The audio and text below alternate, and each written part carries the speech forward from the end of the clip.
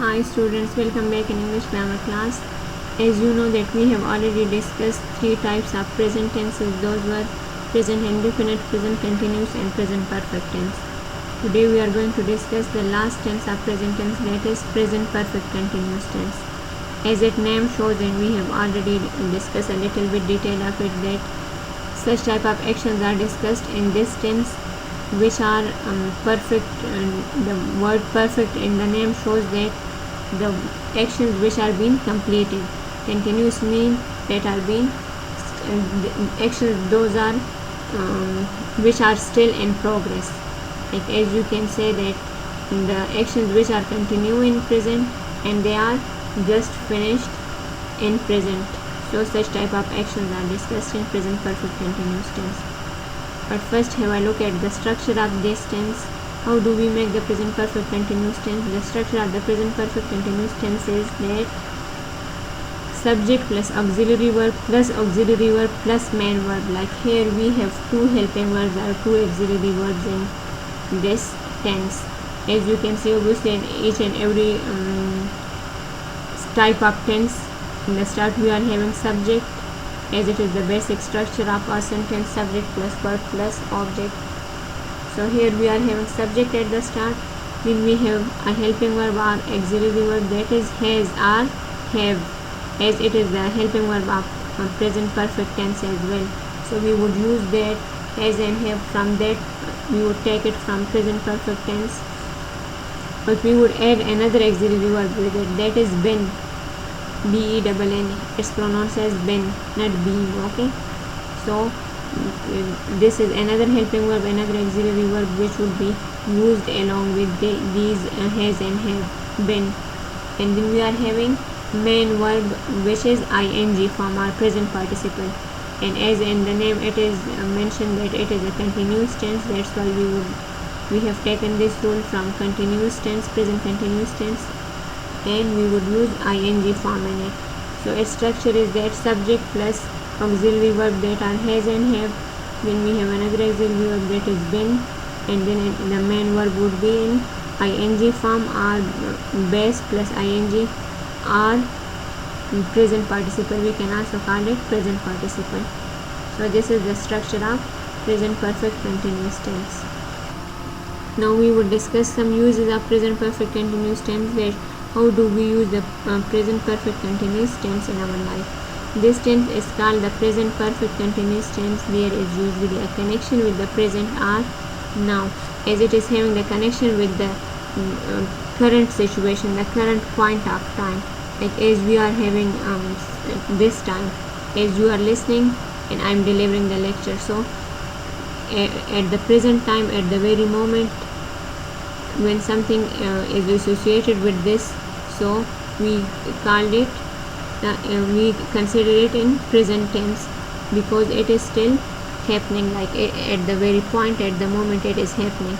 There are basically two uses for the present perfect continuous tense. They are basically used in two ways: an action that has just stopped or recently stopped, an action which was continuing in the past but it is just finished at the current moment or at recent time. So that type of actions are discussed in it. An action continuing up to now, or such type of actions are discussed in it which are still continuing, like it has not finished yet. So such type of actions are also discussed in present perfect continuous tense. We would discuss it in some more detail.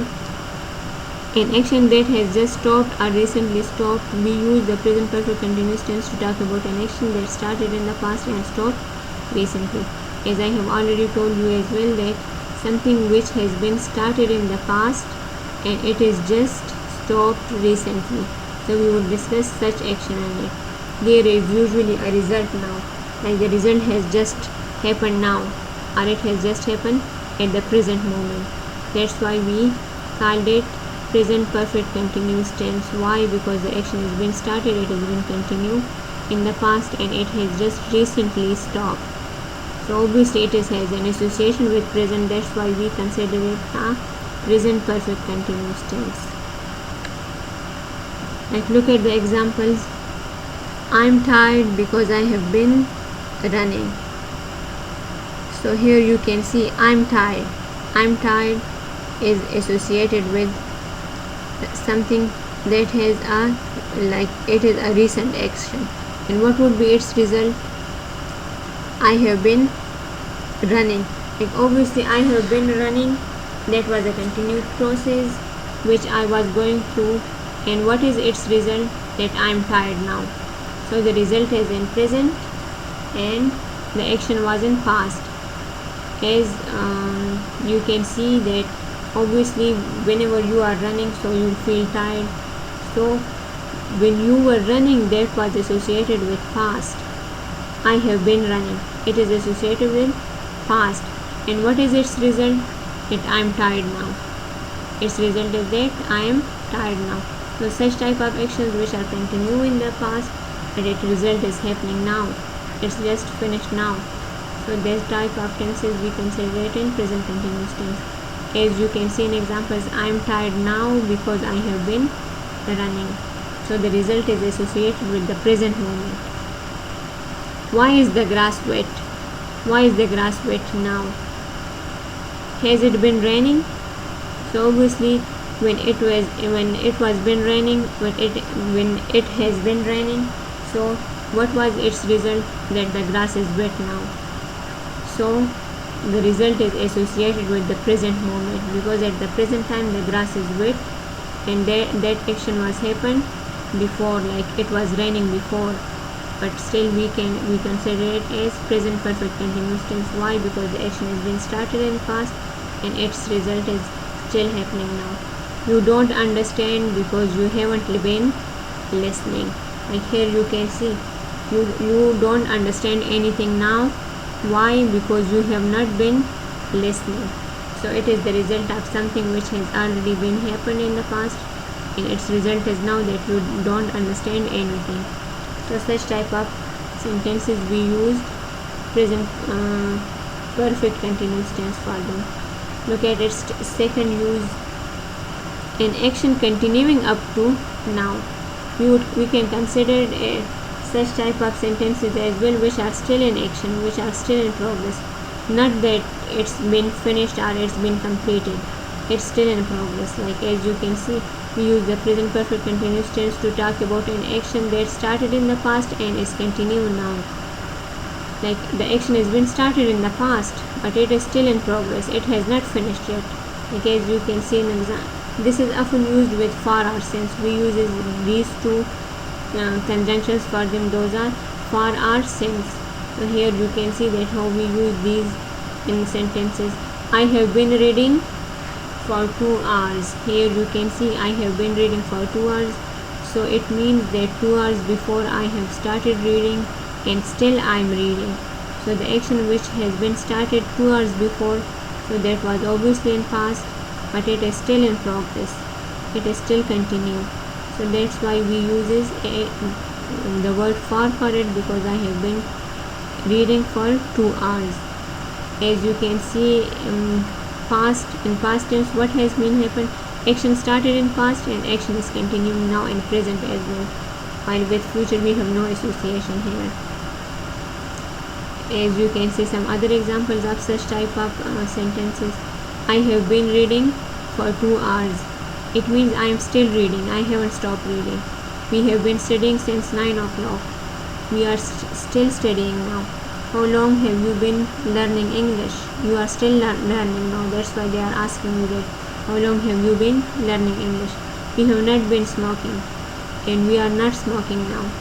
So here as the action is stopped, that's why they have used not in that sentence. For and since with present perfect continuous tense. Here these are some examples that for is used for period of time. Period of time means that the time is not specific in it. Like here you can see 5 minutes. So we didn't know last 5 minutes or 5 minutes in the morning or which 5 minutes. 2 weeks. So here it's not mentioned that which 2 weeks, last 2 weeks, 2 weeks before that, 6 years. So the years are not specific, not mentioned that which 5 to 6 years. We use since to talk about a point in past time. 9 o'clock, 1st January, Monday. It shows us the point from where the action has been happening or from where the action has been started. So it shows us the time, specific time. So for is used for indefinite time when it is not specific. It just shows us the period of time, like 5 minutes. It's clear that it's for 5 minutes, but we didn't know 5 minutes in the morning, 5 minutes before, 5 minutes after, when, 2 weeks. So it's not clear that which 2 weeks. 6 years. So we didn't know about the years, that whether the years are from 1990s or it's in 2000. So these are not specified. While since is to shows us the point of time, the very starting point of that action. Like since 9 o'clock, so it is clear that something which has been started from 9 o'clock.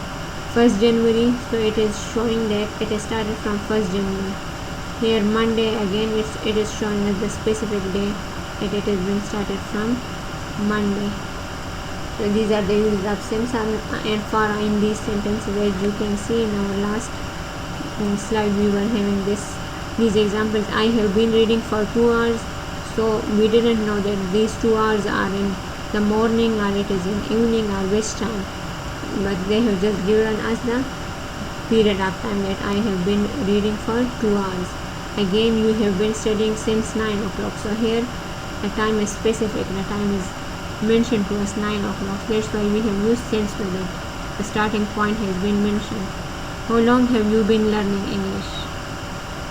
As in these 2 sentences, there is no use of since and for. Hope this lecture would be clear to you. And in our next lecture, we were starting different types of past tenses. See you there then.